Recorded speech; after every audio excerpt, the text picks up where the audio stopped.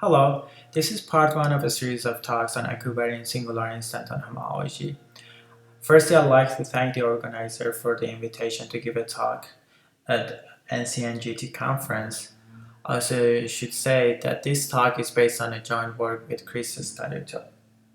In a series of four talks, Chris and I are planning to discuss our construction on Equivariant Singular Instanton floor homology and some of its applications. This first talk is devoted to applications to four-dimensional class number. I'd like to start my talk with some basic definitions from low-dimensional topology. Let's fix a knot K in S3. We think about S3 as the boundary of the four-dimensional ball, and inside this four-dimensional ball, we are looking for smoothly embedded surfaces like S that with boundary being equal to K. To any such surface, we can associate its genus, and we're trying to see what's the minimal value of the genus for such surfaces. So this classical invariant of a knot is called the slice genus of the knot. Ideally, we would like to say that the slice genus is 0, so we want to find a disk which bounds our knot, but this is not always possible. But we can stick to disks as long as we relax the condition of being an embedded surface to a condition of an immersed surface. In fact, for any knot in S3, we can find an immersed disk inside the four-dimensional ball such that the boundary of this disk is equal to our knot K. For example, to see this, you can start with the null homotopy of your knot K, which we know it exists because S3 is simply connected, and then you can use this null homotopy to construct one such immersed disk.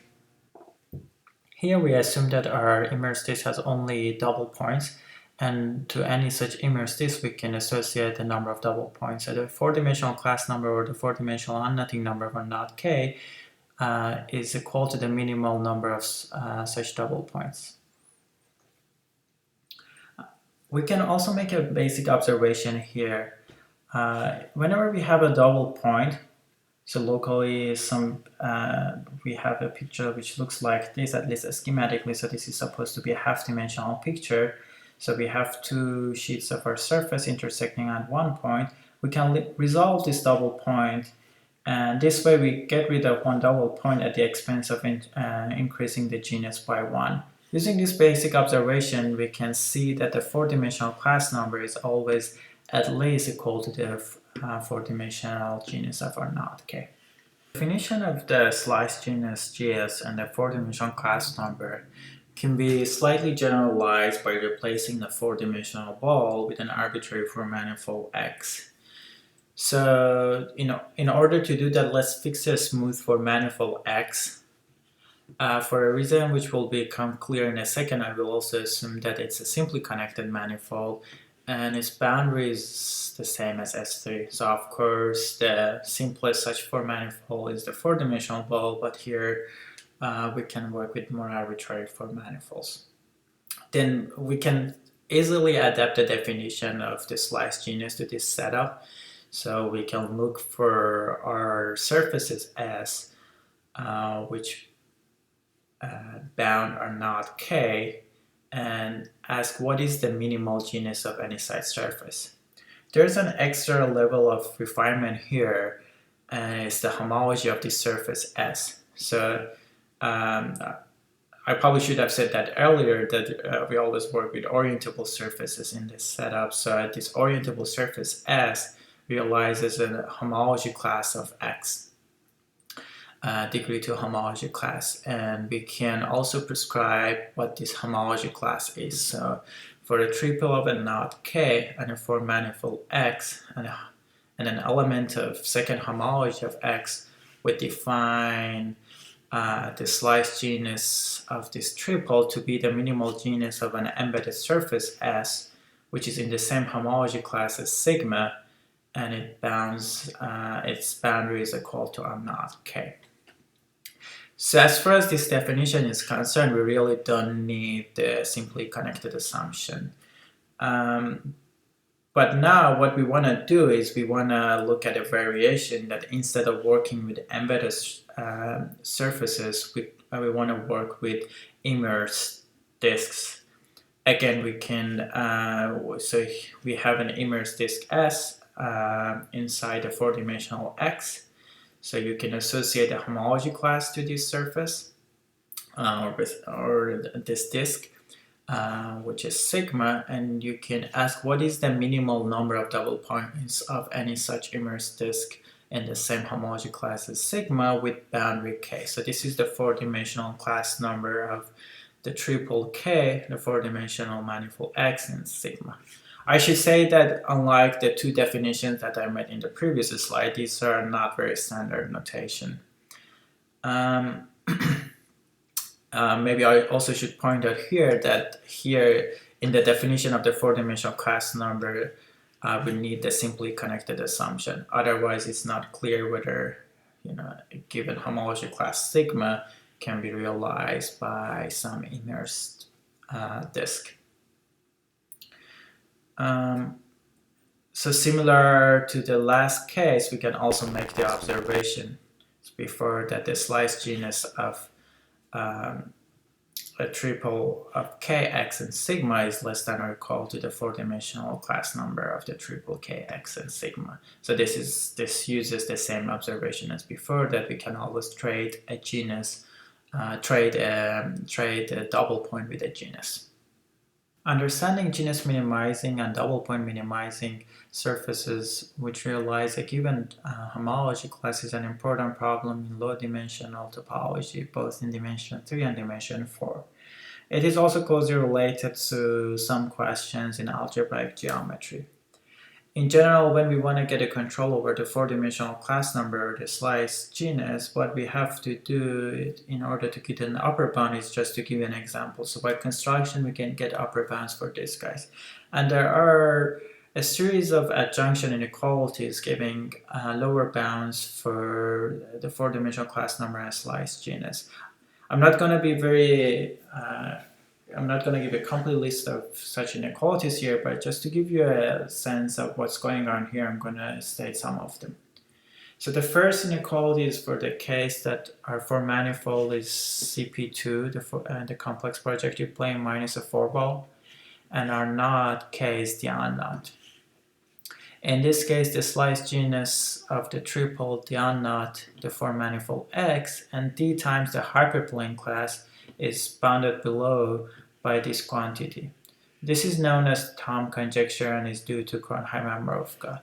Because of the relationship between four-dimensional class number and a slice genus, we have the same inequality, the same lower bound for the four-dimensional class number. Another such family of knots is given by the K3 surface and the unknot. So here we look at the slice genus for the unknot, the K3 minus a 4 ball and a homology class.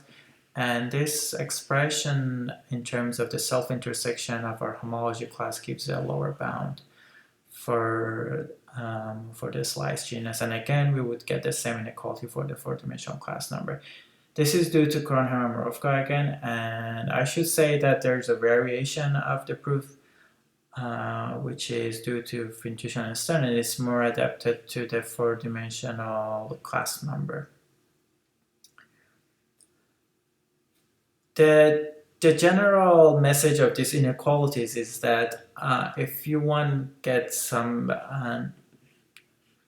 lower bound, you should look at what would happen for algebraic curves inside your four manifolds. So for a slice genus, for smooth algebraic curves, and for four-dimensional class number for nodal curves of genus 0, and then that should be the right lower bound for any smooth surface. So algebraic curves would realize the minimum. So these inequalities should be sharp for algebraic surfaces. These inequalities can be extended to arbitrary knots in various ways. So I'm just going to consider the case that our four manifold is the four ball, and I'm going to give some lower bounds for the slice genus and the four-dimensional class number in terms of some well-known concordance invariants. For example, these two guys, the four-dimensional class number and slice genus are both bounded below by Oshros and Szabo's tau invariant, one half of Rasmussen's S invariant, one half of Kornheimer-Morfkos' sharp, and one half of the classical invariant signature. But as you can see from this list of inequalities, they are mostly giving us the same lower bounds for the slice genus and four-dimensional class number. So it's very natural to ask what can be said about this difference, which is supposed to be non-negative. How non-negative is this integer? There are two more specific questions in this direction which were asked by Kornheimer and Morfkos. So the first question is about the case that our four manifold is the complement of a four ball in a smooth pointing M.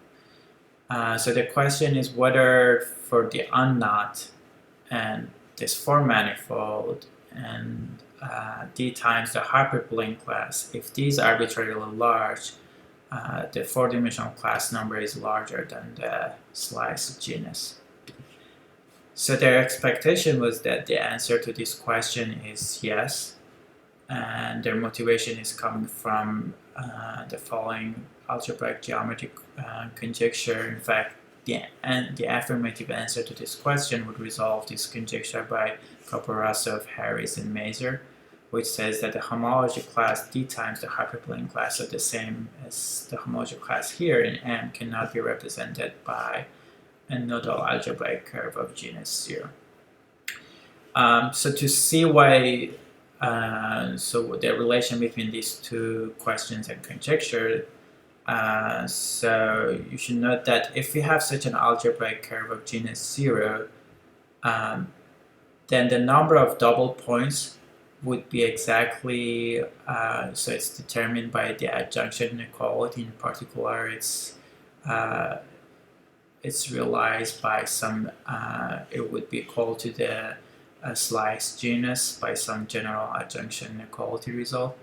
On the other hand, if we know that the four-dimensional class number is greater than the slice genus, we know that there shouldn't exist such a sphere with only double points. The second question asked by Kornheimer and Morfkos is about the case that our four manifold is the four balls. So it's about the classical four-dimensional class number, the slice genus. So they asked whether the difference between the four-dimensional class number and the slice genus be arbitrarily large. And our main theorem for this talk is that the answer to this question is positive. In fact, to answer this question, we can take the knot 7,4 and take n copies of this guy, look at the connected sum to form a knot Kn. So just to be explicit, this is the knot 7,4. Particle is a two-bridge knot. And then it's, so just as a reminder, so the signature of the knot 7,4 is equal to -2, so the signature of this connected sum is equal to -2n. We can use this lower bound on signature, we can use this computation of signature to get a lower bound for slice genus. On the other hand, we can find the same upper bound for slice genus. So if you add these two ribbons to your knot, it would represent a cobordism of genus 1 to the unknot, from the unknot to your knot 7,4. So in particular, you can cap it with a 2 disk, and this way you would get a genus 1 surface which bounds the knot 7,4 and is embedded inside the four-dimensional ball. And now by taking basically the boundary sum of this genus 1 surfaces, you can show that you also have the same upper bound n for the slice genus. So the main result that we prove is that the four-dimensional class number is bounded below by this expression 6n/5. Again, it's also easy to see to obtain an upper bound. So for example, if you change these two crossings of the knot 7,4 you would see that the resulting knot is the unknot. So this way you can obtain, by just looking at the trace of this crossing change, you would obtain an inverse analysis from the unknot to your knot 7,4. Again, you can cap it off with a disk, so this way you would get an inverse disk with two double points, which bound 7,4 and it exists and it lives inside the four-dimensional ball. Taking boundary sums of such disks would give us this upper bound for the four-dimensional class number of Kn. So of course this equality, this computation of the slice genus and this inequality, this lower one for the four-dimensional class number, gives us shows that the difference between the four-dimensional class number and slice genus for the knot Kn is arbitrarily large. If you look at these inequalities in the case that n is equal to 1, you can see that for the knot 7,4, the four-dimensional class number is equal to 2 and the slice genus is equal to 1. This result was previously known by the work of Owens and Estrella, and you can apply their method to the knot Kn, but the best lower bound, it seems that the best lower bound that you can get is n plus 1. So in particular, it doesn't seem that this method would show that the difference between the slice genus and the four-dimensional class number can grow arbitrarily large. This example for 7,4 was not even the first known example where the four-dimensional class number is not equal to the slice genus. For the knot 816 by the work of Murakami and Yasuhara, we know that the four-dimensional class number is equal to 2, whereas the slice genus, which is equal to 1. And again, the method is suitable for showing that the four-dimensional class number is greater than 1. At least on its face, it doesn't seem that one can get better lower bounds for the four-dimensional class number. Recently there have been developed some potential tools by Kronheimer and Murvka, so they constructed some invariant of the knot, which is called Z natural of K, and it has the form of a fractional ideal. Potentially, one can use this to detect knots with these two, the four-dimensional class number and the four-dimensional genus being positive or even arbitrarily large. In fact, inspired by the construction, Chris and I also defined a slight refinement, Z from of K, which has some more flexibility in its definition. It also gives some structure results about Z natural of K. But the main challenge for these two invariants, these two fractional ideals, is that is computation. All right. Next, I will give an overview of the proof of the main claim about the four-dimensional class number of the knot Kn. So the main tool which we use to give the proof is a knot invariant, which is called gamma k.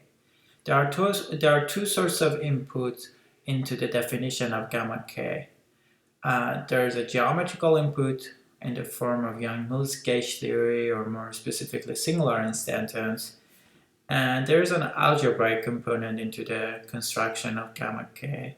So it comes in the form of homology of spaces with S1 action, or more precisely floor homology of spaces with S1 action.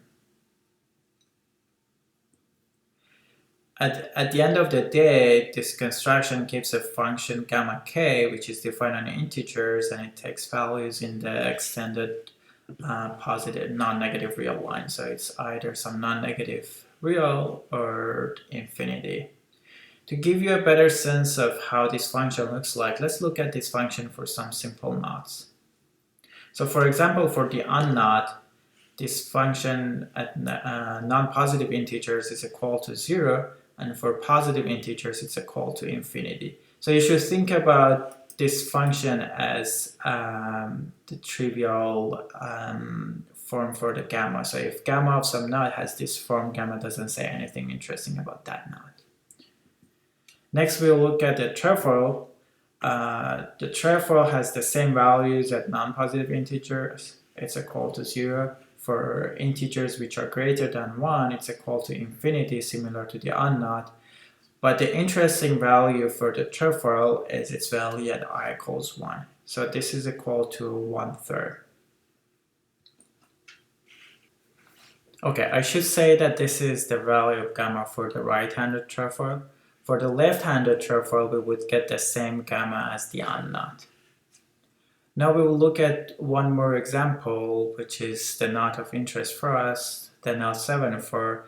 In this case, like the case of the trefoil, we would get the same values for I less than or equal to 0 or for I greater than 1. But now the interesting value, which is the value of gamma at 1, is equal to 3/5. In a second, we will see why it is important that this number is greater than 1/2. More generally, we can look at gamma for the connected sum of n copies of 7/4, so the knot Kn. So again, for I less than or equal to 0, this is equal to 0. For I, this is a typo, so for I greater than n, it's equal to infinity. And now we have n interesting values. For I between 1 and n, we have 3 over the value of gamma at I is equal to 3I/5. A key property of gamma k, which is going to be useful for us in order to get some control over the four-dimensional class number, is this one. So if you look at gamma k at negative signature of k/2, which is always an integer, then we would get some real number which potentially is not an integer. By taking the ceiling of this guy, we would get a lower bound for the four-dimensional class number of R naught k divided by 2. So I will give some more details about this key property in the third part of this series of 4 talks. But for now, I want to just highlight some consequences of this key property. So because of our computation of the value of CS, our computation of the gamma k for the knot trefoil implies that the four-dimensional class number of the trefoil is at least 1, which makes sense because it has to be 1. But now, just because 3/5 is greater than 1/2, and the signature of the knot 7/4 is equal to -2, we would get the lower bound 2 for the four-dimensional class number of 7/4. And as we said before, this is exactly equal to the four-dimensional class number. More generally, this computation for n copies of 7/4, knowing the fact that the signature of this knot is equal to -2n, and this inequality allows us to get our main result for the four-dimensional class number of this knot. Similar arguments can be used to get information about the four-dimensional class number of some other families of knots. So for example, we can generalize the knot 7/4 into the double twist knot DMN, which is very similar to bridge knot as 7/4, except that in these two blocks we replace 2 full twists with M and N full twists. The values of gamma for this double twist knot is given as here. In particular, it would give us this lower bound for the four-dimensional class number.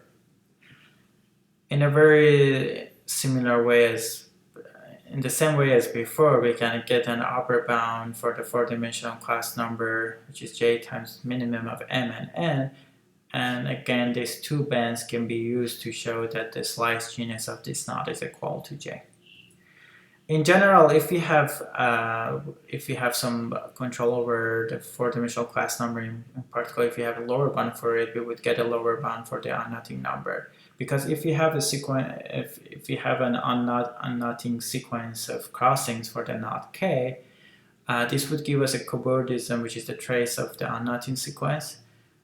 From the knot k to the unknot, and then we can cap off the unknot with the standard disk. So this way, if we have some lower bound for the four-dimensional class number, we would get also some lower bound for the unknotting number. As another example of how gamma k could be useful, let's look at some low crossing knots, relatively low crossing knots. So there are these 11 crossing knots. It is We can again use gamma k to show that the four-dimensional class numbers of these knots are equal to 3. And in fact, at least based on knot info, it seems that the unknotting number of these knots is not known. And this also computes the unknotting numbers. As you can see, all the knots that we have been talking about are all two-bridge knots, and this is because we have a good understanding of how gamma, we know pretty much a lot about gamma k of a two-bridge knot. And this in turn is based on the ADHM construction for instantons on the four-dimensional sphere. Remember that the geometrical input for the definition of gamma k is coming from Yang-Mills gauge theory, and here it shows itself, at least for two-bridge knots, it shows itself in the form of a moduli space of instantons on the four-dimensional sphere. Of course, this is due to, as the name suggests, it's due to Atiyah, Dreamfold, H, and Manid. But in our computation, we need some equivariant version of that, which is due to Austin, Furuta, and Hashimoto. At this point, we don't have a complete computation of gamma k for two-bridge knot, but it seems to be within reach of the current technology of ADHM construction. I'd like to end my talk by giving an overview of the plan for the remaining 3 parts. In part 2, Chris will talk about the main ideas, the main motivations behind the construction of a equivariant singular instanton homology. Then he will give a sketch of some of the constructions in his talk. As I said before, there are 2 main components in the construction. There is algebra and there is geometry. So the algebra part is related to S1 equivariance and the geometry is related to the part on singular instantons. In part 3, I will come back and give the definition of the invariant gamma k, which was very useful for us in this talk. I will also give the definition of some related invariants. Finally, in part 4, Chris will give some further topological applications of the package of S1 equivariant singular instanton homology. Alright, that's all I have for this part. Thanks for your attention.